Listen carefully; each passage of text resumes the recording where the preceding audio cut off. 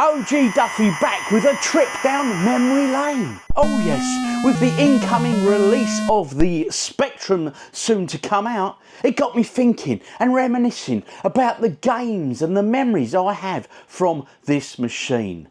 Now what I did, I wrote down the games that meant the most to me at the time and why. And I'll tell you what, I'm going to go through them with you. Now, I've not gone just for the top 10 of all time, just thinking, giving you what you want to hear. I've gone for my top 10. Well, they're not even my top 10, just my top games from the time. I've not put them in any order because, hey, that's probably impossible for me to do because given any day, your attitude to a certain game could well change, people. Oh, yes, indeed. But anyway, I've wrote them down and we're going to go through them from numerical right through alphabetically, so that way they're in no particular order. Oh yes. Anyway, let's crack a beer and let's walk down memory lane together and take in the sights, the sounds, the gaming genius which was the Sinclair ZX Spectrum. Fond memories indeed. And to kick off our memory lane trip, we're going for a Maiac lager, Spanish. Very, very nice indeed. It's cold, it's wet, it's beer. What's not to love? Let's pour me a pint and then let's get to them ZX Spectrum memories. Now, while we're going through these, people, in the comments, please write your memories, the games that stuck out for you. Not necessarily sort of, as I say, sort of the high-end, really good ones that like Chase HQ is a great example, RoboCop, etc. All great, great games. But try and remember the sort of more obscure titles that you might have played. Yeah. And drop them in the comments. And again, if my decisions or choices have given you food for thought, let me know in the comments your thoughts on all these. We've all got some great memories of this system, so do share yours. Anyway, cheers. This one's to the ZX Spectrum. Thank you, Clive Sinclair. You did us proud. Kicking off my favourite ZX Spectrum games from back in the day. And it was the conversion of this, 1942. Now, those of a certain age will remember entering amusement arcades, especially when them coastal towns back in the day. And this was a game you would see in pretty much every arcade. It was a very, very popular shoot 'em up indeed. And then when this got announced that it was coming onto the Spectrum, I got quite excited because it's a game I really, really did enjoy. Anyway, it come out, it was produced by Elite. They bought us quite a few decent conversions and their name will be picking up again during this video. But anyway, 1942, it was good, it was great, don't get me wrong. Looking at the graphics and thinking back now, you'd be like, oh yeah, it looks nothing like it, you know. But do you know what? I was always a big fan of those sort of little tight graphics, you know, the sprites and stuff. And what I liked about the Spectrum version of this was the playability. You knew you were playing 1942. Don't get me wrong, the colours were all wrong and different and everything else, but it was 1942. And that, my friends, made me a very happy man. Next up is a game beginning with A, and it is Ant Attack, which was part of this. This was Soft Aid, and this was a compilation brought out to raise money for the Band Aid charity at the time. You know, him, Bob Geldof, that was the fella. Yes, indeed. But anyway, Ant Attack, it was part of the compilation on here. Ant Attack was an absolutely brilliant game. Isometric. There was a city, I think it was called Antshire or something like that. If you know, drop in the comments. Anyway, it was interesting because right at the beginning you had to choose whether you're going to be a male or a female hero or heroine in this story, which was quite unique for the time. Let's be honest, a bit of ahead of its time really. You'd enter the city, you'd avoid the ants and you had to go and find the other player that you obviously hadn't chosen, free them and get them to follow you to safety. And once you'd done that, guess what? It started all over again. Yes, with them spawning somewhere random in the little city and moving and getting to them again. What made this unique for me, I think, was the free play of it. The city was explorable and great, but you had to avoid them ants. But you could jump, you could go left, right, up, down, or north, south, east and west in this case, and you could go and climb the buildings and all that sort of stuff. It was truly unique and it was quite a great experience. You could also kill the ants by slinging hand grenades at them. Yes, you could. But you have to be careful because the hand grenades affected the humans too. Great game. Isometric goodness at some of its finest. Very early as well. Next up, a karate kung fu style game. Bruce Lee. This was released by US Gold. It was one of their very early releases. And I have to say, what I loved about this, it was a bit of a platformer. The fighting involved was very easy. You could get rid of the enemies, no problem. But it was the platform element that was probably the bit that sold it, the game. It was really good. You had to run around, click them lanterns, and once you got them, you'd unlock different parts of the game and everything else. But what was really good about this game, what stuck in my memory the most, it was one of the very few games I could actually complete, start to finish, every time I put it on. It was such a great, enjoyable romp, and original, so original. Don't get me wrong, for an early game, it looks really basic, but the playability on this is what makes it. So Bruce Lee, classic, absolute classic. But I think we're going to be seeing more fighting titles. Oh yes, definitely. Returning to Capcom, Commando. We all remember this game, I'm sure. It's a Capcom arcade classic. It's hard as nails on the arcade. And when this got released on the Sinclair ZX Spectrum and the Commodore 64, etc., it was such a great conversion, it really was. Now, most people who remember this era will always say the Commodore 64 was brilliant, it was easily the best. And you know what, you're probably right in terms of conversions. The music and everything else from the Commodore 64 version was amazing. But we're not here to talk about the Commodore 64, well not today anyway. It's all about the Spectrum, people. Yes indeed. And when this came out on the Spectrum, I loved it. The cutesy graphics, I call them cutesy, they're not. I suppose the best way to describe them is like they were sharp, small pixels rather than the blocky pixels, you know. And it played so well. Again, produced by Elite that did 1942 and Bomb Jack and games of that ilk. They did another great conversion. Not just that, the ZX Spectrum version of Commando featured a full 10 different levels.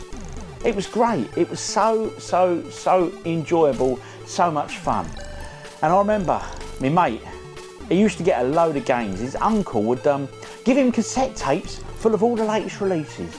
And I used to go and knock his door on a Sunday and say, can I borrow a game? And he'd have loads. He was one of them. We all knew someone like that, didn't we, back in the day? And anyway, I knocked his door this one day and he weren't there. But his mum says, oh, his uncle's just been, dropped off a load of tapes. If you want to borrow a few? Oh, so I've gone through and I found Commando.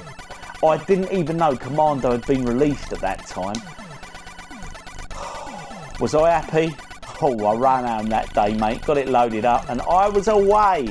Commodore 64 version is awesome, but I love the Speccy version.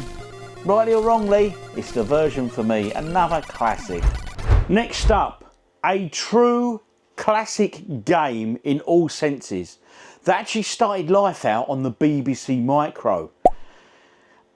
It's that space trading exploration battle game, which of course none other than Elite.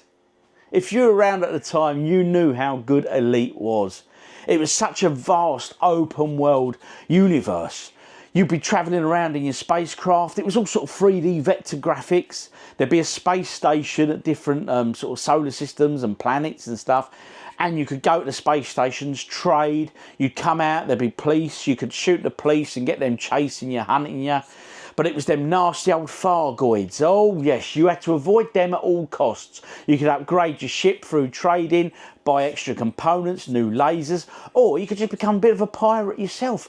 Go out there and just attack other ships, and then when they drop their cargo and stuff, run in and steal it, and steal the fuel and all that. I tell you what, so ahead of its time, Elite, for the day. I mean, you had such an open world, vast experience. It was just amazing, it really was. But there was one problem with it. and it was this. Had like a security lock thing with it. So if you wanted to play a backup copy, shall we say, then unfortunately you had to have like this specialist device. I can't quite remember. Was it a Magic Eye or something like that to give you a code to enter to get into the game? Damn you, Elite. But damn were you a fine game. Here's to Elite.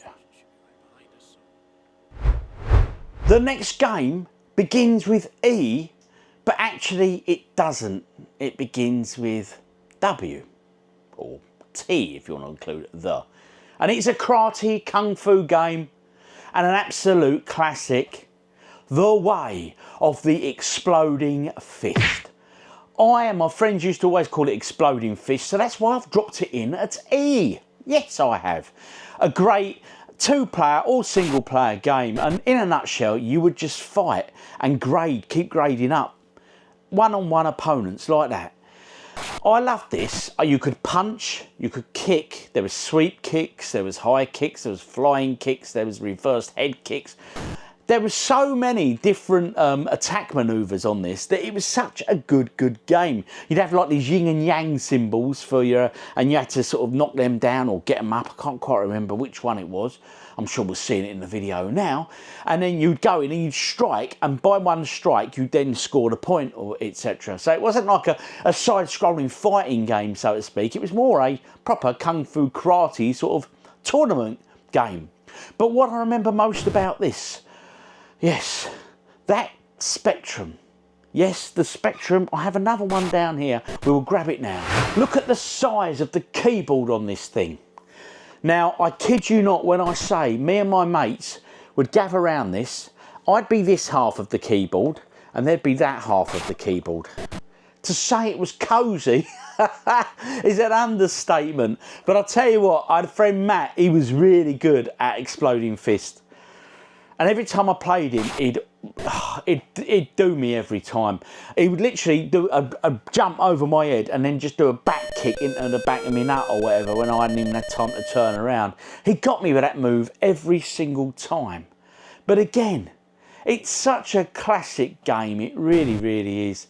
So, Exploding Fist, definitely up there in my ZX Spectrum memories. Oh, yes. This next game was sort of a simulation or a simulator or a management game, I suppose, because it's called Football Manager. Now, I remember this because it's probably one of the only video games I've ever seen where, if you look in there, you get a photo of Kevin Toms, who's the guy that designed the game. Now, Football Manager was a really, looking back and playing now, a really, really basic game. But you know something? At the time, it really did catch you. It just caught your imagination. You'd buy players, you'd sell players, and you'd obviously put your favourite team out to play. And yeah, inevitably, you could win quite well. These were the features. There was a transfer market, full league tables, injury problems, save game facility, promotion and relegation, FA Cup matches, managerial rating, 4 divisions, as many seasons as you like. Pick your team for each match and 7 skill levels. It was a great game. I love football management games even to this day, but this is where it all started. I mean, we get Football Manager released every year by Sega. I'm sure it's Sega still released them. But this, if it weren't for this, we might not have that, people. This was great fun, honestly. And the match simulations, oof, second to none. Did you remember this and Kevin Toms? I'm sure you did. Drop in the comments. The next game I remember with great fondness is that there. It was a game called Fairlight. It was sort of an isometric adventure game. You were in a castle, you'd go around, there'd be little puzzles to solve and there'd be enemies to dodge and all that sort of thing. But the thing is about this game, it was just graphically so good for the ZX Spectrum. I know you're probably looking at it now and going, it don't look great, but trust me, back in the day, this game was awesome. It was really good. Very well thought after as well. A lot of people loved it. Not that as well. At the time, Dungeons and Dragons and all that sort of stuff was big, you know, it was just sort of really popular. So anything sort of fantasy related like this, me and my mates were so into it, we really, really were. And Fairlight was a great, great game that gave you that great fix. Yes, indeed. So another classic. Again, I never owned this. This was a game I borrowed off my mate Matt all the time. He had the original version. It wasn't in a cassette box, it was in a slightly bigger box, plastic, and you'd open it up and the tape and that was in there. But it was just such an amazing game, and one I have very fond memories of. I never completed it, but maybe I will now. Another arcade conversion has made my list of memories. Yes, indeed. It is this Gauntlet by Atari. Again, it's that same theme with the Dungeons and Dragons, the whole fantasy ethos. At that time we were at school, we just loved all the fighting fantasy books, Dungeons and Dragons, all them things, you know, Lone Wolf books, everything. We were just so massively into it. And of course, when this came along, oof, on the arcade, this was as close to going like on a dungeon crawl in a D&D quest with your mates as you could get in a video game. This was just absolutely amazing. And again, as always, when I heard it was being converted, I was well excited. I waited what seemed an absolute age, and then it eventually come out. If I recall, it must have been my birthday or Christmas time. And I remember I got bought it for Christmas, and I remember saying to my mum, I just want to check it works. So of course I had a quick go, and then I turned it back. But hey ho, I got to go nonetheless. Anyway, what I loved about it, like I say, apart from the adventuring and all that, the Spectrum version wasn't too bad. Don't get me wrong, it struggled graphically in some aspects, of course it did, but hey, you knew that was coming. The sound was alright, everything was alright, but above all, it just gave me that arcade fix of dungeoneering on my humble little Speccy. And that Christmas, I was a very, very happy man indeed. I played it to death, I really, really did. My go-to character, every time, Questor the Elf. Liked his little bow and arrow, I did. Who was your character on Gauntlet? Let me know in the comments. My next game that's made the list is by Ultimate Play the Game. Now, I don't think there was a company like Ultimate Play the Game back in the day. I really don't. They're now Rare Software, you know, which again is a great company, but they had limited release of games, but every single one of them pretty much was absolutely spectacular. Now, I know what you all think I'm going to say. Attic Attack. No, I'm not. I'm going to say this. Fright.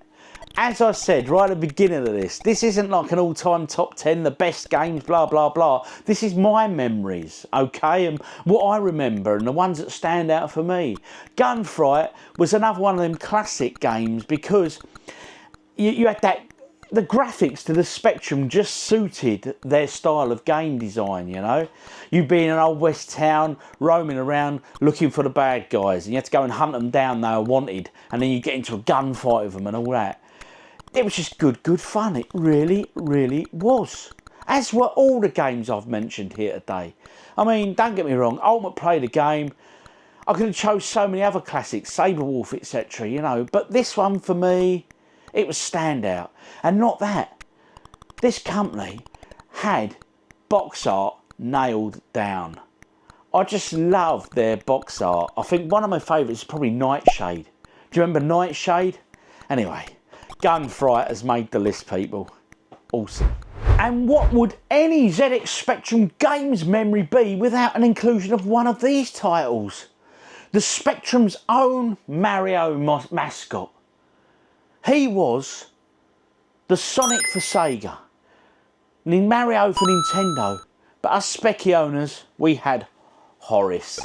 Oh yes indeed, and there it is, Horus Goes Skiing. A whole £1.99 that in W.H. Smith back in the day. I think I've got about 3 copies of this now. Horus games were brilliant. There was a few of them. There was Horus and the Spiders, Horus Goes Skiing, and I think it was Hungry Horus, which is like a Pac-Man clone, you know. These were very early release games for the Sinclair ZX Spectrum, but I have very fond memories of this one in particular and playing it an awful lot. It started off in a Frogger style game. You'd have to cross the road to get your skis. Then you had to go and get on the ski slope. You would ski down the slope and you had to make your way through the flags and stuff. And it was such a great game. Not the most original title on the planet, but the Spectrum did this very, very well in all its simplicity. Yeah, so big shout out to Horus, the mascot for all ZX Spectrum owners back in the day. Yes, Nintendo, you may have had Mario, and yes, Sega, you may have had Sonic, but before you guys had either of them, we had Horus. Oh yes. On the subject of icons, this has to be probably one of the most iconic games that was ever released on the ZX Spectrum, and it is this, Jet Set Willy. What a platform game this was. The platform, the designs, every level design in this is so devilishly designed. It's just, it's a thing of genius. It really, really is. The music just pulls you in. The tune, the little jump noise, everything about this game is near perfect. Honestly. The level design, though, is something else. It's one of them games you sit there and you go, just one more go. One more go. One more go. It is frustratingly difficult. A game I have never completed, but a game that really is so cleverly designed, honestly. If I can find an online emulator of this, you can go online and play it. I will put it in the video description, okay? Go over, give it a play. It's literally 3 keys. It's left, right and jump, alright? But if I can find an emulator, an online one, because I've played it on there before. If I can find it, I'll link it. Honestly, if you've never played this, no matter what your age, what level of gaming you play, go and play this, honestly, and see how far you can get. We find ourselves over at the PS3 shelves. What are we doing there, OG, you ask? This is all about Spectrum memories and games. Yes, it is. But this might give you a little hint as to what specky game I'm about to go on about. XCOM, Enemy Unknown. You battling the aliens in a turn-based strategy. Any ideas? It's a classic. It's a turn-based game and it is called Laser Squad. You'd get your military units, you'd arm them up, you'd spend your credits, arm them up, and it was a turn-based game where you had to go into bases and different places and take out the enemies on different missions, and the enemies being aliens. Now, I can tell you something. The people who designed XCOM, most certainly, I would probably guarantee it, would have had experience of Laser Squad. Definitely. Because trust me, Laser Squad was so good and unique for the time. I mean, graphically, I really liked it. It was that simple graphic design, but it just looked so good. And it's one of the games that immerse you in. And you know, you'd fail missions and stuff like that, but you'd go back and you'd arm your troops differently, you'd spend your credits differently, get different weapons and all that sort of stuff, and armour and that. Just such a great turn-based strategy game. One of the best on the Speccy, I would go as far to say, you know. Do you agree? Do you disagree? What other strategy games do you remember from the Speccy? Drop them in the comments. Next up, we have Maiac. Another one that I have great fond memories of playing. It was an early Spectrum release, 1983. You're this fella here, and you'd be running around the maze, which would randomly produce every single game, so you couldn't learn the patterns, which was great. You had to make your way through and find the gold. Once you found the gold, you could sort of move to the next level. But the problem is, there was them little creatures there, known as Maiacs, I assume, and they would get in your way and would stop you on your tracks. You could find prisoners on the route. If you found them, you could nudge them and they would tell you to hint the route, as you see here. And then you could find other swords to use in battle. And every battle you had with a Maiac would bring your energy down level slightly down. So you had to find food to replenish your energy. But all in all, a really, really good little game. I mean, the animations there, although albeit basic, were actually pretty cool. Remember, this game was 1983, people, and it was a very playable game indeed. So, yeah, don't just judge it by its looks. Go give it a play. Honestly, you won't regret any of these suggestions. Well, I hope not anyway. This next game, again, the Commodore 64 version, knocked this version for 6. But for me, I was one of the very few individuals that actually preferred the Spectrum version, and I'll explain why. It was a time of action movies.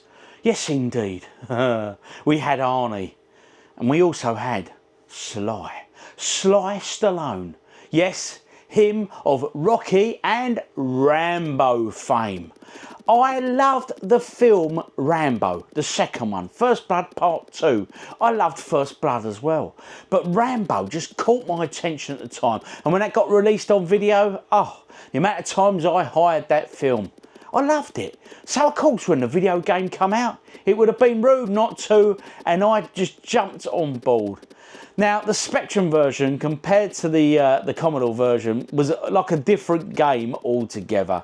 The experience on the Commodore 64 was more fast moving. It was more arcade game like than the Speccy version, which was, it took a lot longer to play. It was very basic. I mean, each screen would have elements on it, but it looked quite sparse. But you know what? I really liked it. For me, it just took longer to play. The missions were done. But it was another one of them games you could achieve the game. You could do it. You could finish the game on it pretty much every time you played it. I'm sure it had like a rough Rambo tune going on in the ZX Spectrum style. But you know what? I have a lot of love for the game. I really, really do. And it's one of them I used to play an awful lot of. Yeah, you go through, get the POWs, get in the chopper and then fly them to safety at the end. Great, great game. Oh, yes. I'm so going to look forward to this Spectrum coming out. It's going to be a case of happy days.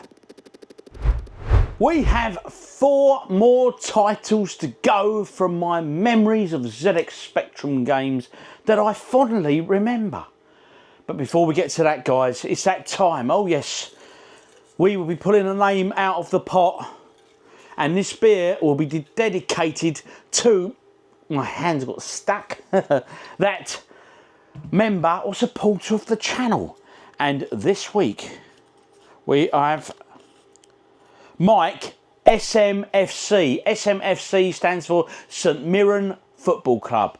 So Mike, he's also a member over on the Discord. This beer is going to be for you. Massive thanks for your support. Really appreciate it. Thank you, as all the members. And all of you that watch the channel week in, week out, and leave comments and everything else. Anyway, let's grab Mike's beer. Mike, have I got a special for you, my friend? It's anyway, it's called Strap-On. Pint of Strap-On, please. So Mike, SMFC, this Strap-On beer is for you, my friend. Oh yes, pour it up. So Mike, again, as I say, massive thanks, buddy. I really appreciate you joining the channel. Hope you're enjoying the extra content, etc., because I'm pumping quite a bit out. Anyway, I've drank this before. It's a beautiful lager. I think it's Czech. Is it a Czech beer? Yeah, Prague. Oh, sorry, Prague. 5%. That's the important thing. It's a 5% lager. It's really, really nice. And if you get anywhere and you find it on draft, oh, if you go up to the bar, ask for a pint of Strap-On, see what you get.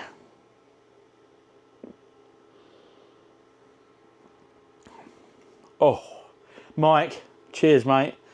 You got a good one. Anyway, onwards and upwards. What are them next specky games? Whilst reminiscing over the Spectrum and my memories of games, we've touched on some of my school memories as well. Obviously the Dungeons & Dragons, the whole fantasy thing, the whole action film thing with Rambo and Sly and all them guys. And then there were ninjas.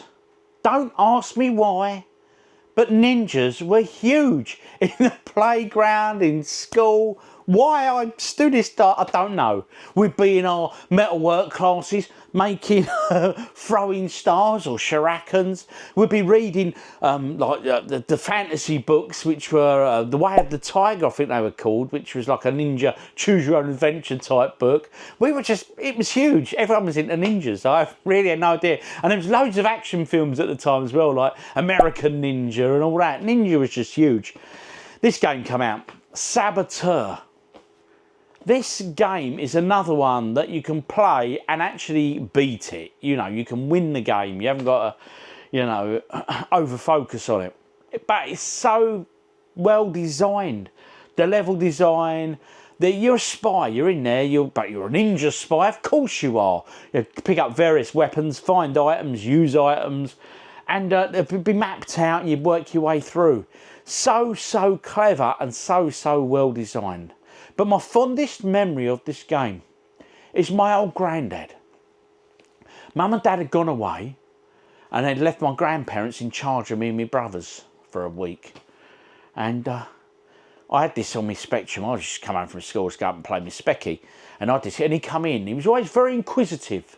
He, in his glory days, he designed radar and all that for the war and things. So he was a clever old boy. And he come in, he said, this one of them computers, isn't it? I said, yeah. And the questions he threw at me, he's like, so how's this? So what's that? So how does that information get to that?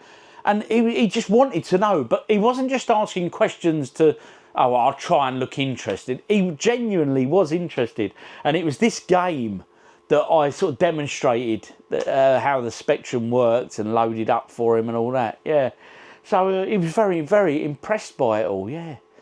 I'll tell you what, yeah, he'd have loved the internet and everything else. Now we digress, 3 more to go. So we have been reminiscing about the ZX Spectrum and the games I have fond memories of. We've only got a few to go. But equally, while I've been reminiscing about the games of old, I've also been reminiscing about school. About my school days. See what I did there? School days, what a game. Honestly, had to be truly one of the very first sort of sandbox type games where you just go in and you don't have to follow a formula. You can just walk around, bunk class, go and do this, do that, do whatever. It was great. It was 2D. You could sort of see all the different classrooms and stuff. But what was weird was this. All of the teachers in it resembled teachers from your actual school. It was uncanny. I don't know how they did it, but if you didn't think this was the case, drop in the comments. But if you're like me, it was weird. I mean, the geography teacher, he was sort of cool, bumbling along. He looked just like a geography teacher from our school with the white jacket. It was odd. And then you had like a Mr. Wacker, the head teacher, a bit balding he was, bless him, a bit like the head teacher I had at the time. Yeah, it was most odd. And then of course we had the characters, your classmates. You had SWAT, who was Einstein. He would grass you up at every moment. Yeah, you get lines and all. Oh, it was great. It was a really good game. And then you had, who was it? Was it Wonder Boy? I think his name was. He was a bit of a class. He was the class clown. And then you had the bully. I can't remember what his name was. Probably Thumper or something, I can't remember, and a few others. But it was so good, it really was. It was just, you were in a school, you'd have to go and attend lessons, you'd have break time, you could do, but your mission was to break in to the head's office, Mr. Wacker's office, and get your school report. Did I ever complete the game? No. Will I try and repeat it or beat it if I can? Oh, of course I will. I'm just so looking forward to it. It was such a great game. I'm looking forward to getting that one, because obviously you couldn't really play it much on joystick and things because there were so many functions. Like you could go on the blackboards and type things like so-and-so's a spanner or whatever, you know what I mean? It was good. It was really good fun. Me and my mates had many an hour of fun after school playing that. That's weird, isn't it? We'd finish school, then we'd go home and play a game about school. I didn't like school. What was I thinking? We find ourselves back at the arcade machine. One of my all-time favourite games, Double Dragon. I loved this back in the day. Me and my mates would visit the arcade on a Saturday. We'd pump our 10p's into this, but we could never play it cooperatively. We ended up bashing each other. It just happened. It just happened. The temptation was too much, and whoever got that baseball bat, they had the advantage. But anyway, so you're thinking I'm going to say Double Dragon on the ZX Spectrum, what a great game. No, far from it. It was awful. That was an awful conversion. But there was one game that was released on the Spectrum that come very close to this in terms of playability. And it was Target Renegade. Oh, what a game.